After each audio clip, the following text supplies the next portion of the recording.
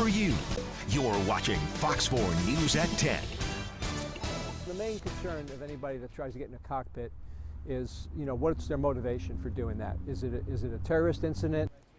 Tonight, a retired FBI special agent walks us through the investigation into a man who caused a D.C.-bound flight to divert to KCI. Some harrowing moments captured by a passenger when that man tried to storm the cockpit and open an emergency door. I'm Lauren Halifax. I'm John Holt. Court documents reveal Juan Rivas was holding a plastic silverware like a shank and trying to break a champagne bottle to use it as a weapon.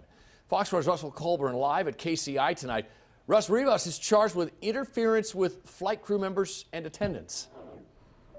Yeah, and that retired special agent says more could be coming here as investigators work to learn more about him, like if he has any ties to any dangerous groups. What should you do if you're on a plane and something like that happens? Yeah, for most people, you shouldn't really do anything. Just stay out of harm's way yourself.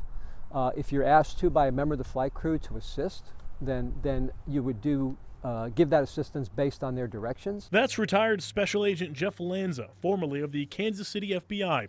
He spoke with Fox 4 News about Sunday's American Airlines flight diversion to KCI Airport and the suspect, 50-year-old passenger Juan Rivas. Mainly they're looking at motivation here. What was the motivation for him interfering with the flight crew, which is what he's charged with. In a newly obtained affidavit, witnesses heard Rivas say, "We're going to bring down the plane during a struggle."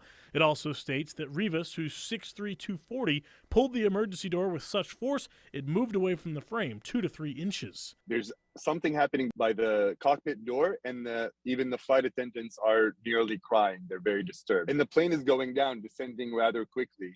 So at that moment, it's a moment where I think, I was convinced that this might be it, that this plane's going to go down. Witnesses heard Rivas say people trying to hurt him followed him onto the plane. He claimed one was sitting near him and had a knife.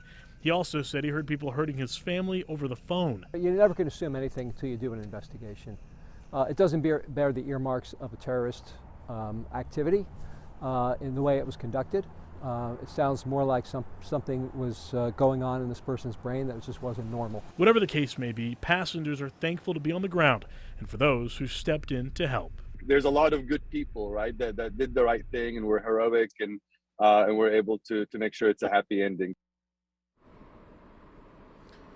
And obviously there's been speculation on what led to Rivas's behavior. I can tell you no alcohol was served on the flight, and with that charge could come up to 20 years in prison.